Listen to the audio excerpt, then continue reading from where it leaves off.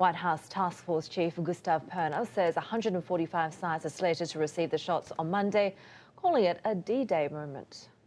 This is a monumental week for us all as we distribute the first millions of doses of vaccines to the American people. But each week that follows, we will have more doses ready for allocation and distribution.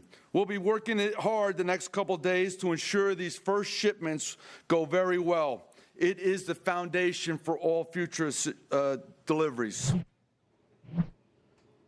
We're also now hearing President Trump and other top officials will be offered the vaccine within days. Our Deputy Managing Editor, Ros Krasny, is in Washington with the latest. So, Ros, this kind of idea of a D-Day moment, the beginning of the end to turn the tide, as we saw in the Second World War, was what Perna was referring to. But what are the challenges that lie ahead, and how quickly could we get to this idea of herd immunity and herd immunity too?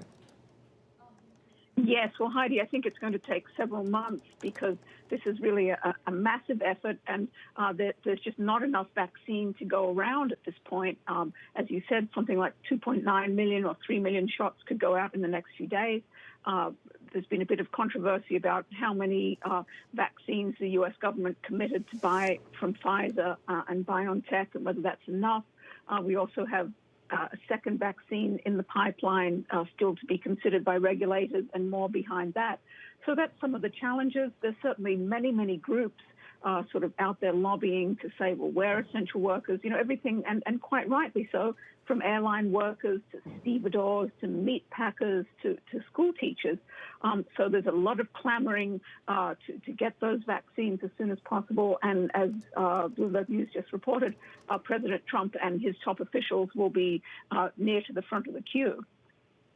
Yeah, exactly. Who makes a cut and is deemed critical when it comes to the Trump administration? Exactly. And the news that we just broke about those White House vaccines and basically all three branches of government will be offered those vaccines. It was cast as an issue of continuity of government, and these are essential sort of high-level officials who can be best served by going about their business, and also to sort of show public or to raise public confidence in the vaccine, because as you know, there's been some degree of skepticism from a lot of people about how quickly the vaccinations were approved and just if there's anything behind that. So it's a twofold effort to really inoculate some White House officials and fly the flag.